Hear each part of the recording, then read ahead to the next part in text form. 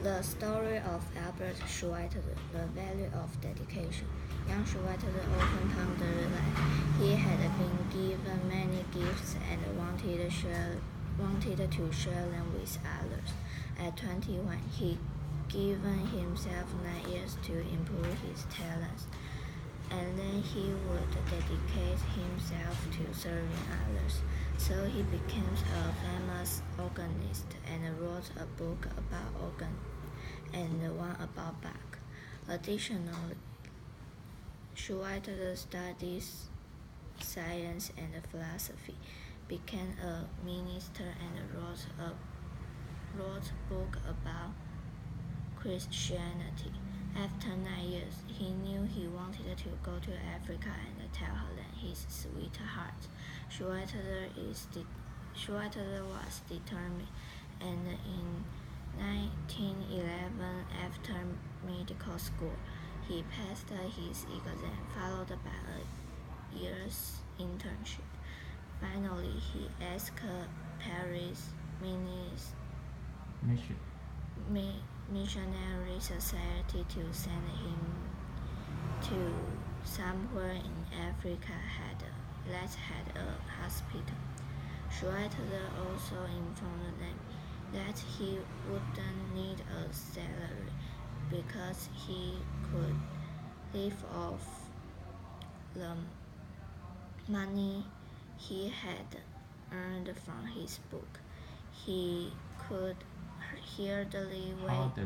hardly wait to tell Helen that he was being sent Lamborghini on Africa West Coast near the equator.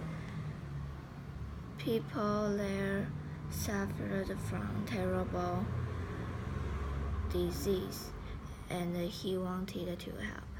He asked Helen if she can put up with him, and she responded with a yes. So they married, and a few months later boarded a ship for Africa. Their ship docked at Cape Lapis. There they got on a smaller boat, and the last few miles they traveled by canoe. Arriving at Cleary, they see only a few shacks surrounded by forest. The next day they began cleaning and painting an old chicken house, which became the hospital. Schweitzer also built shelves for his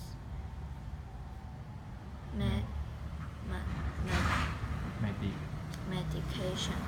Thousands of people came to see the new doctor, which was exhausting. About the same time, a local approached Schweitzer and asked in French if he needed help. Joseph introduced himself, stating that he spoke English, French, and 8 different African languages. He became the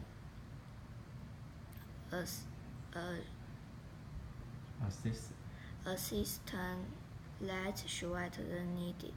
Once a cook, Joseph knew anatomy and said things like, "This man had a pain at his leg of mutton." Schweitzer would think how a leg of of Martin look and knew where the pen was. Joseph also learned about medicine and help during operation. They also built more buildings, include a hut for sick people that stay in. Then the Schweiters heard Germany and France were the war,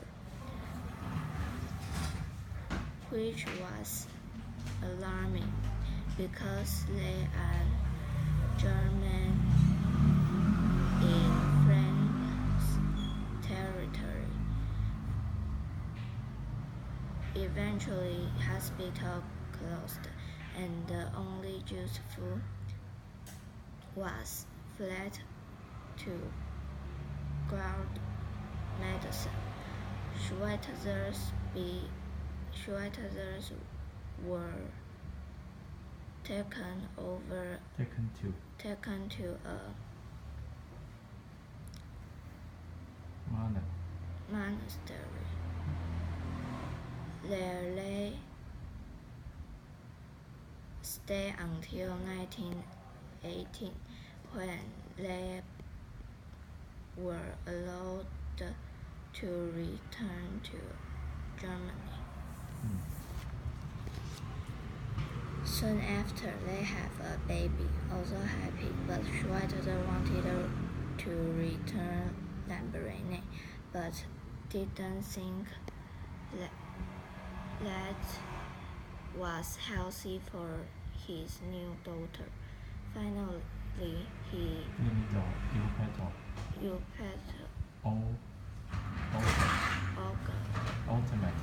ultimately he